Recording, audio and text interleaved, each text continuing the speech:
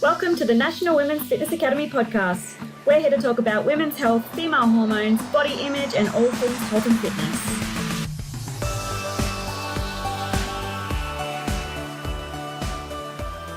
Hello, girls, and welcome back to another episode of the Women's Fitness Academy's podcast. I'm your host, Siggy, one of the WFA's educators and a women's online coach.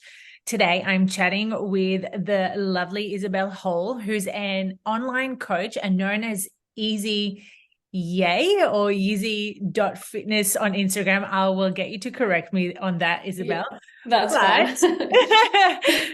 But Isobel is 23 years old. She has been a qualified PT for over the past 4 years, and she is in her final moments of getting her bachelor degree in exercise science and nutrition science. Now, today's podcast, we're going to be talking about certain topics around fitness and health myths, certain things that need to be debunked. We're going to chat about why Isobel got into the fitness industry, her journey into training at the gym for the past 4 years, and chatting all things importance of mental health beyond us working on our physiques. Isobel, welcome on board. Awesome. Thanks so much for having me. So excited. I am super excited for today's conversation, and I want us to start about your fitness journey. Like, what made you get started training in the gym? Yeah.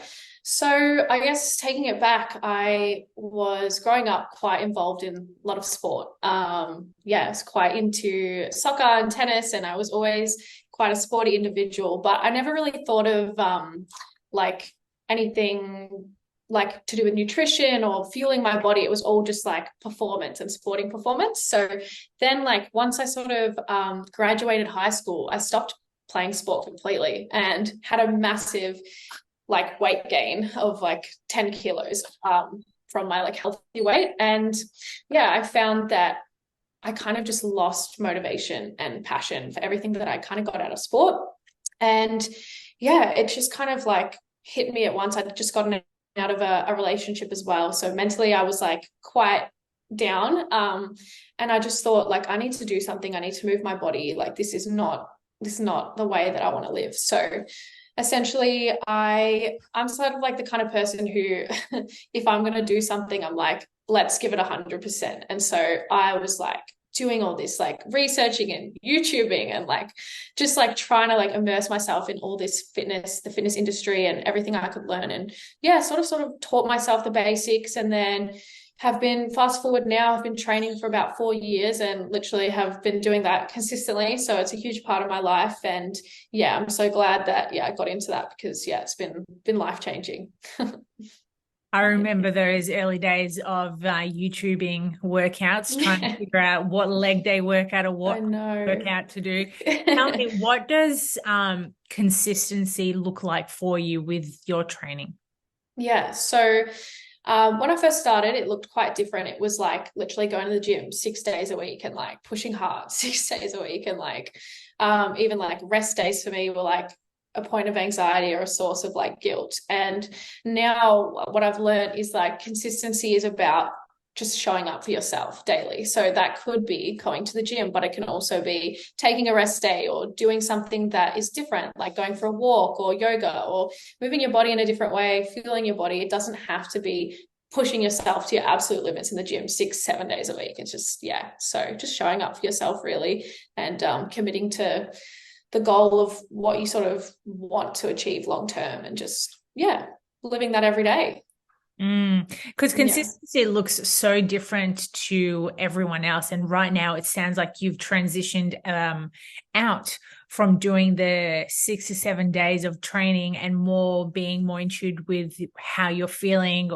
Is it in line with your goals right now? And I love the fact that you mentioned that with consistency, it's like, how are you feeling right now? Are you able to head to the gym, and not so much relying on motivation, because we know too often that feelings are not facts usually, and people tend to get misled around that by holding themselves back to actually going to the gym, because I'm sure there's days where you don't feel motivated, quote unquote, where you still push yourself and you're still being consistent about showing up. Definitely. It's like the hardest part is always getting to the gym. And once you're there and once you're in the environment, like all those psychological factors that you were stressing about in your head kind of disappear. And I always say, like, for like clients, they're like, oh, should I go to the gym today or do I need rest? It's like, if you're feeling like you're not sure if it's like a mental thing that you're making excuses, like go to the gym, start doing some light warm-up stretches, and if you still feel like you can't go through a session, then maybe you do need rest. But if you're there and your mentality switches, then you kind of realize, oh, it was all in my head, and you sort of realize like the difference between psyching yourself out and actually needing rest and listening to your body. Let's talk about that mental shift, because over the past 4 years, I'm sure there've been many changes around your goals or your mental capacity of what consistency looks like. When you started off, you mentioned that you were training like 6 days, when now it's sort of reverted differently. How are you able to move away from feeling the guilt of not going to the gym and doing something completely different? Yeah. So I think when I was doing the 6 days a week, at the time, I thought that I needed that volume to grow glutes or look a certain way for the physique goals that I wanted. And I've realized that like more volume doesn't always equal more growth, and actually taking those extra rest days is what can actually be the difference between you reaching your goals. So going into a bulk was one of the best things I ever did mentally, because it showed me that you actually don't need to train 6 days a week. You don't need to be like absolutely crazy with all these like step goals, and everything is just, it doesn't need to be super, super restrictive and strict, and you can actually achieve what you want without having to be like on everything 100% of the time, and still living like a balanced lifestyle. So I guess the mental shift was just from trial and error. It was a lot of trial and error, and exposing yourself to that like uncomfortable situation of taking a rest day and then being like, no, you know what, I'm okay, I survived, like nothing changed, my goals didn't disappear, and building up that sort of like, I guess that mental like fortitude that it's fine, I'm allowed to take these rest days, nothing's happened, my goals don't just disappear overnight. And also educating myself and learning was the best thing that I ever did, because if you don't know like what actually happens like within the body and how training affects it, how are you going to know what you do like on your rest days? And if you're not training, how are you going to know if that will affect your body or not? So educating myself on like all that, and like what happened, how long it takes to actually lose muscle. It's like a minimum of 2 weeks. So when you have those things in the back of your head, you sort of know it's like going to be fine, like I can take this time off, and then that feeling of guilt just kind of like goes away, because there's no effects really from it. So It's such a head fuck sometimes when you get into that guilt mentality of going, I really want to go to the gym, but you know that you should actually have a rest day because you've been training 2-3 days in a row, and it sometimes it consumes a lot of people's minds going, oh, well, if I'm not training, maybe I'll go for a run, or maybe I'll do a HIIT workout at home. Like, I need to stay active. I need to move. I need to burn calories. It's just like, whoa, like where do we get to a stage in life where we can just enjoy training for the fact of enjoying it and not completely just solely focus on, losing weight or gaining weight or whatever it is. Definitely. And I think like a lot of people experience that, like obviously chatting to people and clients and stuff, like I think that comes from a place of like not wanting to like sit alone sometimes with your thoughts, because you use the gym as an escape to a certain degree. And that's why people's mental health, I think, suffers so much when they take rest days, or if they have an injury or fall sick and they have to take a week or two off the gym. It's like, because you're forced to like sit with yourself and really, be there. A lot of people don't like that. So I think there's a fine line between using the gym to like improve your mental health and all those positive benefits, but it's kind of pointless if you're not also gonna reflect and do mental work to sort of move into the best version of you, I guess. So You literally just brought up a moment that I encountered with an ex-client of mine where one day she wanted to go into the gym. However, it was her rest day, and I encouraged her to do something completely different, whether it's for a walk or do yoga from home, just relax, chill. And she turned around saying, I can't relax. I think Yeah. too much. It's too scary to just be in my head. And you brought up a really good point where a lot of people feel the discomfort of sitting within themselves because they just don't know what's going to come up. But Yeah. know that that is the point where they do need to sit within themselves and see what comes up and like what realizations or what reflections are moving through their minds to work on. 100%. And yeah, it's I think, yeah, again, because a lot of people do get into fitness in the gym because they were either in, a low mental state, or, it was an escape from something, not always, but there's often some element of that. I think it's often so easy to like just chase the high of what the gym brings you and then neglect the feelings that you were feeling at the start of your fitness journey, because it is a journey that is going to be mental as well. So yeah, you have to be willing to get uncomfortable in all aspects, physical and mental, I think. Yeah. And you brought this up earlier in our chat about how during your journey in training and in fitness, you did go through a hard time, a breakup. So I'm sure Yeah. that would have affected you mentally. What are some things that Mm. helped you, sit within your discomfort? Yeah. So at that point, I had like zero self-confidence. I was just not happy with my body. I was not happy with my mindset. Like I felt weak in my body and my mind, and I felt like this isn't who I am. Like, I'm a pretty competitive person. Like as I said, I've played competitive sport, and I kind of pride myself on like, giving everything a go and going, giving it 100% and not leaving anything undone or unsaid. So when I was experiencing these emotions, I kind of just got into this cycle of feeling sorry for myself and spiraling. And yeah, it was just like, I kind of was like, this is not you. Like, is this who you want to be? Like, and it's definitely not who I wanted to be. So yeah, I just put all that energy that I was putting into like, I guess, tearing myself down into like a positive outlet and educating myself and saying, no, you can do this. You can, proving myself, oh no, you can be in the fitness industry. You can start a fitness page. You can be of value, like you can be valuable to people, and you can provide information that's going to help other people. Because yeah, I guess I just felt like incapable of a lot of things. So the gym is where I found strength physically and mentally again. And, it was definitely a journey. Like I think my immune system was super weak at the time as well. I was in and out of hospital like 4 times in 3 months because I'd gone from being quite heavy to losing weight very quickly. And when that happens, I think people don't realize you actually get weak, like your immune system gets weak, you pick up things so much quicker, and like you feel faint in the gym when you're pushing yourself. And it was like this non-linear journey of kind of going through different phases and learning like how can I actually fuel my body for performance rather than just looking a certain way. And and I guess just going through that journey helped me like build that mental strength where I was like, wow, I'm never going to feel like how I felt then ever again, because you build so much mental strength. And yeah, it's just an amazing feeling to like kind of step into what you always could become, I guess.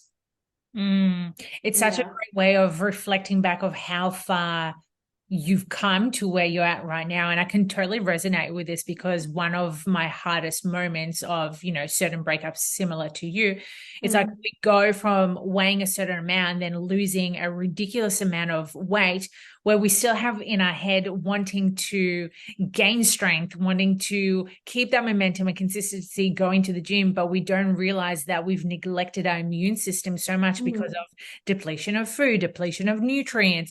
Your sex drive is low because your mood is low. You're seeking mental health help because you actually can't coordinate the thoughts that are going through your head. You're losing hair, like all these things are going on, yet we're still so solely focused on the external side of things and not realizing, hey, the most important right now for you is checking in with yourself, internally working on being able to work better on the internal state, to be able to build those foundations back up again, to go back to the gym and to become your stronger self.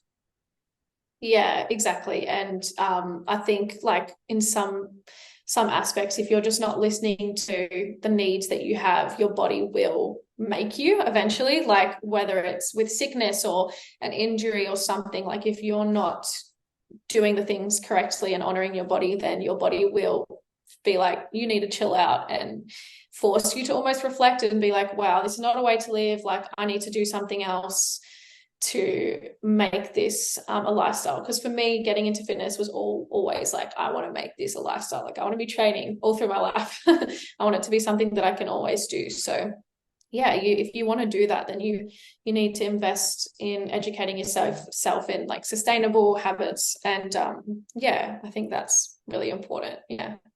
You made such a good point around taking care of your mental state as well, because too often people don't have that self-awareness of what's going on with their body, whether they're getting sick, whether they're constantly tired, whether these certain symptoms come up, and they just think, oh, this is just the norm. This happens because, you know, I'm a woman, I have PMS. The biggest myth, you know, people like, they make it the norm. It's just like, it's actually not normal. Like it's very common, but this is a red flag right now in your body going, hey, you need to chill the fuck out because your stress levels are way too high. Exactly. And I think like feeding into that, it's like fitness and health are not interchangeable in every context. And we far too often associate a look that's associated with fitness to health. And it's not, there's no direct link. Like health is a state of physiological well-being, and you know, that doesn't always reflect a certain physique. So I think it's like super important to, you know, with everyone looking up to like social media, fitness influencers and things like that, that just because they look a certain way, it doesn't mean that they're healthy, and that, you know, they could be having so many immune struggles or hormone imbalances and things like that. Like it's a lot deeper than just the physique. So yeah.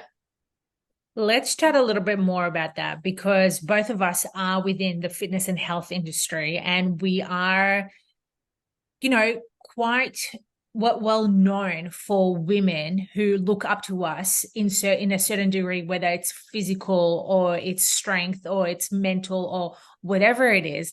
And you made a good point where too often people would look up to us because of the physique side of things, because of the aesthetics, the looks, the way we carry ourselves.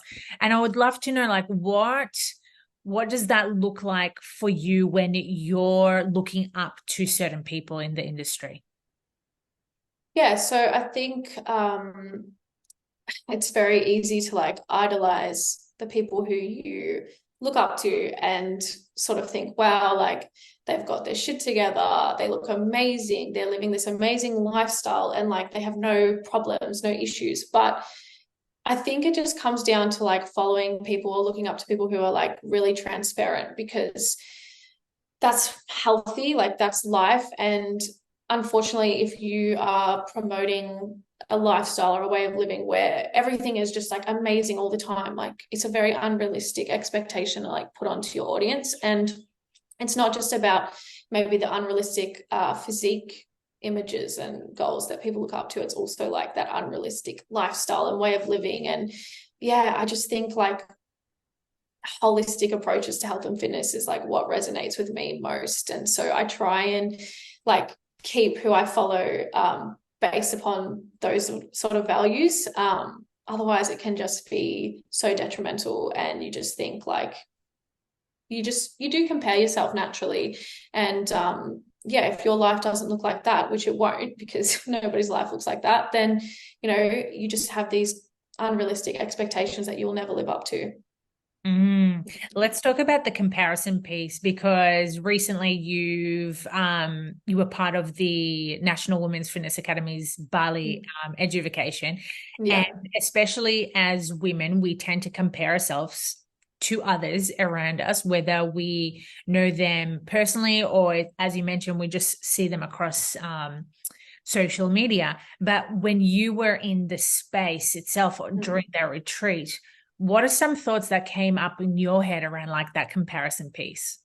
Yeah, so definitely before going on the trip, I was feeling quite, I was feeling a bit negative about my own personal body image. I'd just come off a bulk and been the heaviest that I've been since starting my journey. So mentally, that's quite a challenging thing.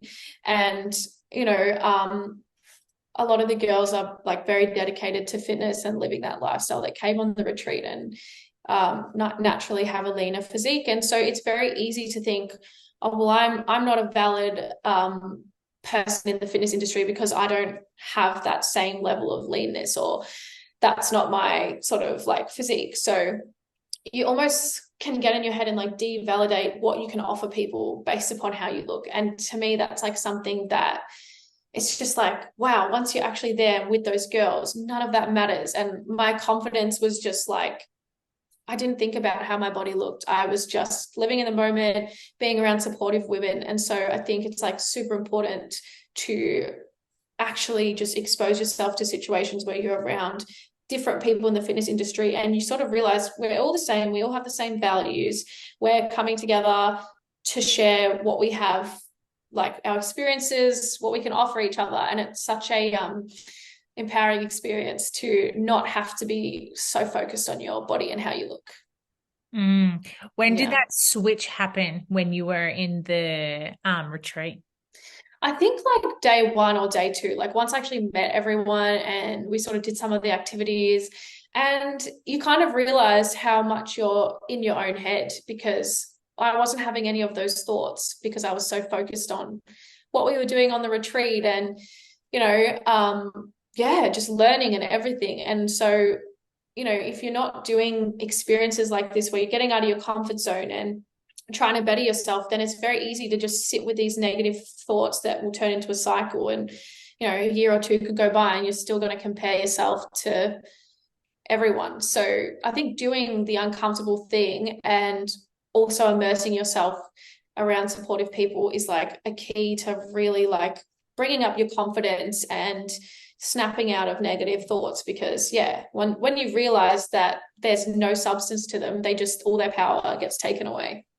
It's such a powerful way to reflect back and, as you mentioned, to see like how much we're so in our head and the stories that we keep telling ourselves, which Yeah. most of the time they're untrue.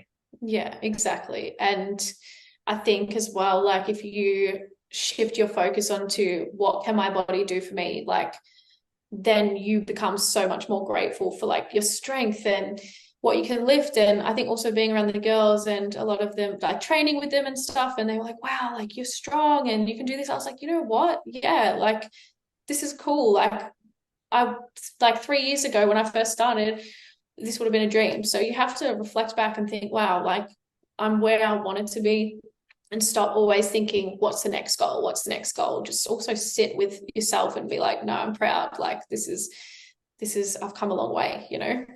Mm-hmm. Yeah. With someone who is constantly wanting to strive to be the next best thing or do the next best capability of their goals, because as humans we tend to want more. It's like, again, like it's the modern society that we live in. It's like constantly go, do, work. Yeah. However, how do you come across to someone going, like, how can we help them, get them to focus on that present moment and yet Yeah. working towards their goals? Their goals. Yeah. Um, I honestly think that a lot of it comes down to like this overconsumption of everything in our society. Like it's not just, you know, it's information, it's buying things, it's even food. I think that's a lot of people struggle with food because of this like attachment to overconsumption. And yeah, I think it's so damaging. And I think just reducing your consumption of like who you're following, what you're even like making yourself busy with during the day. Like people who often have goals and want to like chase that next best thing often are very people who keep themselves busy. Like they want to constantly feel like they're doing something productive. So like it's a pattern, I think. And I think you have to really like strip it back, get uncomfortable, and just be like, okay, what am I like chasing? What am I really chasing?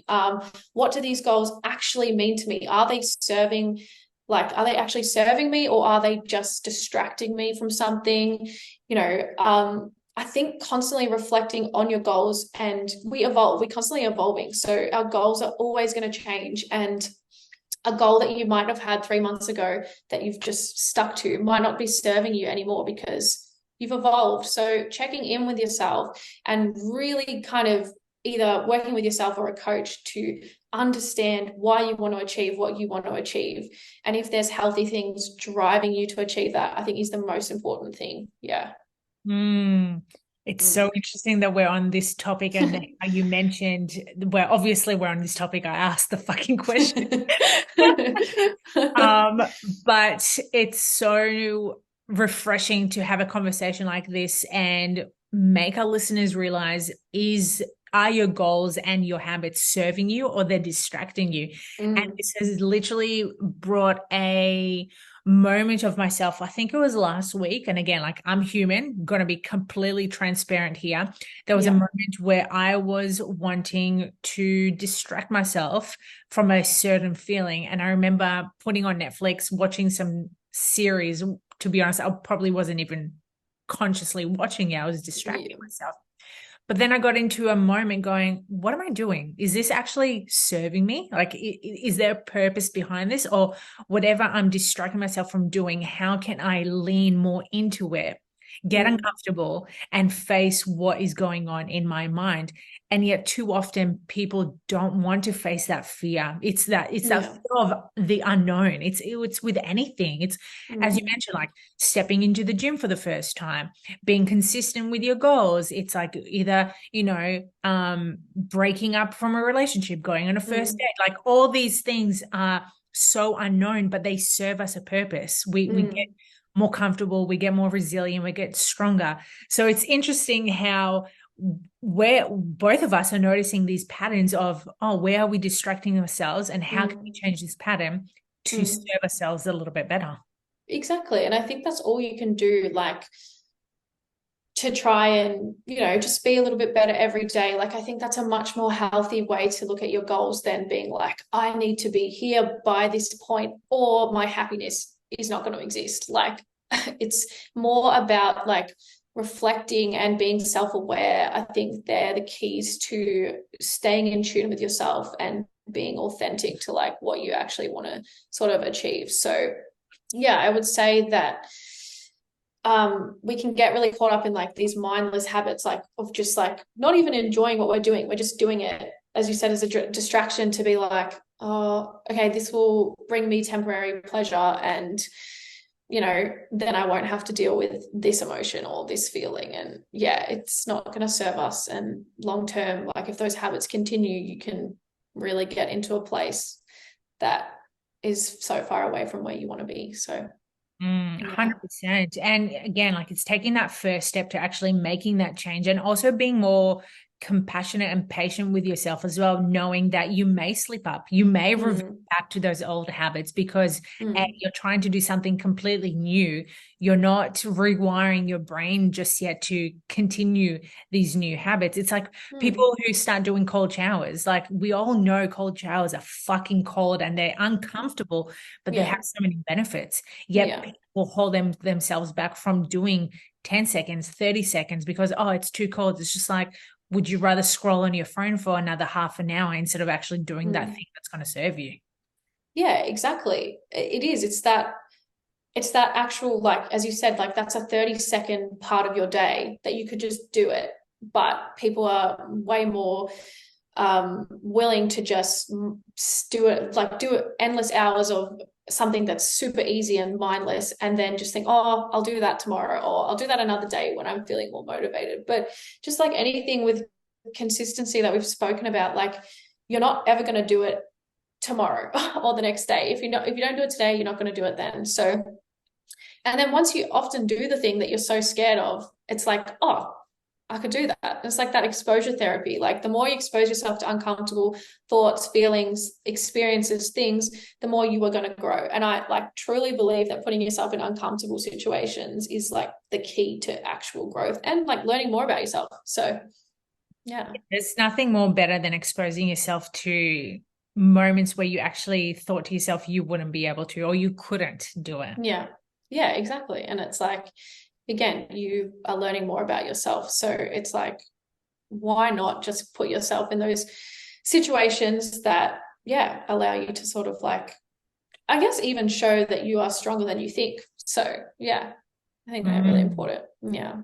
What's something that exposed you to, facing that uncomfortable zone for you this year, aside from coming onto the Bali retreat? I think a big thing for me was, so over COVID and all that time, I made the transition to doing online coaching primarily. And I think that within the fitness industry, there's such a big attachment to like having to be like an online coach and like providing services like 24/7 online. And I did a lot of reflection this year and realized that I needed to reconnect with the side of my coaching, which was face-to-face and in person. So I put a lot of my effort into going back to a gym and primarily doing face-to-face personal training. And it was really liberating for me because, my identity was so attached to that online coaching space. And it's definitely something that I want to push again in the future and put more of my energy into that. But I think there's nothing wrong with like changing what you do. Like you can have an identity that sort of puts you in a box, but then you can change that. Like everything is changeable and it's like evolving. If you can't let go of something that,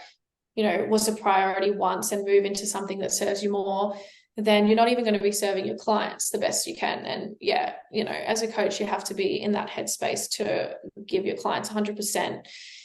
But if you're not giving yourself 100% and serving yourself, then you can't really serve your clients. So I think stepping into a different space within the fitness industry this year is definitely what I needed. And doing that was scary, but it was really good for me. So I think too often people are shit scared of making that change, especially in the fitness industry. And over the time, this online coaching facade has been like the idolizing way of being a really good coach. However, you've literally just proved everyone else wrong that you can still be an online coach if that's what aligns with your goals, if that's what you truly want to be fucking doing. However, if you enjoy doing one-on-one coaching face to face and making more connections with people that way, then go for it. Like, find that everyone who starts within the industry, they're always ultimately working towards being online coach, but they don't realize online coaching gets really fucking lonely. You're on your own all the time. You may see the highlight reels of people, working from home and doing whatever they want. And my favorite is seeing people on the beach with their so true. Guys, it does not work that way. No. And you made a good point there. It's like, if you're wanting to be an online coach for the lifestyle, check yourself, because is that the main reason that you want to do online coaching? If it's just a benefit of what comes with, your passion towards doing online coaching, then that's great. But I think for a lot of people, this online coaching push is based upon like this lifestyle that we see online, as you said. So I think you just always have to say, like, check in and say, am I serving my clients the best I can? Am I serving myself the best I can? And if you're not, make a change. It doesn't mean you can't come back to what you were doing. I think people are so afraid of like moving on from something and being like, oh, I can never go back to that because it'd be embarrassing, or like I've failed at that. It's like, no, you haven't. Like, I think everything happens for a reason, and if you are truly passionate about something, then you will learn that what you first thought that you would end up doing will continuously change, especially if you're always upskilling and, you know, doing things like the Bali trip and being around people in the industry. You learn, you network, and you grow, and you realize, oh, what I once wanted, I can do more, or I want to go in this direction, and you niche more. And yeah, it's like you just have to be willing to just let go of an identity and just move with yourself, I think. Yeah. It's that constant battle between you intuitively wanting to make a change, but then your ego, that inner critic of that self-doubt comes in and goes, oh no, don't do it because you never know what's going to happen. Yeah. And too often people don't think of, what if it fucking works? What if this becomes the next best thing in my life? And unfortunately, people don't have enough evidence to themselves to realize that they can push those limits. They can push the self-doubt, you know, away. And this is something that I work with my clients. I'm constantly making them realize, hey, like, you were able to train at the gym for the past 4 years consistently. What makes you think that you won't be able to not train for 2 weeks because you're on holiday? Yeah, 100%. It's like, it's just that mindset, like that mindset switch of like being like, there's the evidence, I've done this, why can't I do this? You know, it's that simple. And yeah, as you said, if people don't have that evidence, they're not going to take that leap. So that's why I think doing those little uncomfortable things that we talked about is perfect, because that's you proving to yourself that you can do the thing that you didn't want to do. And so therefore you can do the thing that you do want to do. You just have to put in the time and effort. Yeah. That's so true. Girls, I hope for you who are listening that you're taking many things out of today's conversation, because there's a lot of golden nuggets that we've spoken about. And if you're someone who's been holding herself back from pursuing a certain goal or a career change, or asking that guy that you like out, just fucking go for it. You literally have nothing to lose, because it literally just brings you back to the position you're in right now. Like, you're not going to lose anything. Yeah, 100%. Like, you've got nothing to lose. You can only go forward. So why not just try it? Why not? I love that. Girls, thank you so much for tuning in. I hope you enjoyed today's podcast. If you did, please make sure that you screenshot us, tag us at the Women's Fitness Academy, tag Izzy, tag myself, and let's pursue those fucking goals, even if they scare the shit out of us. Yeah, I love that.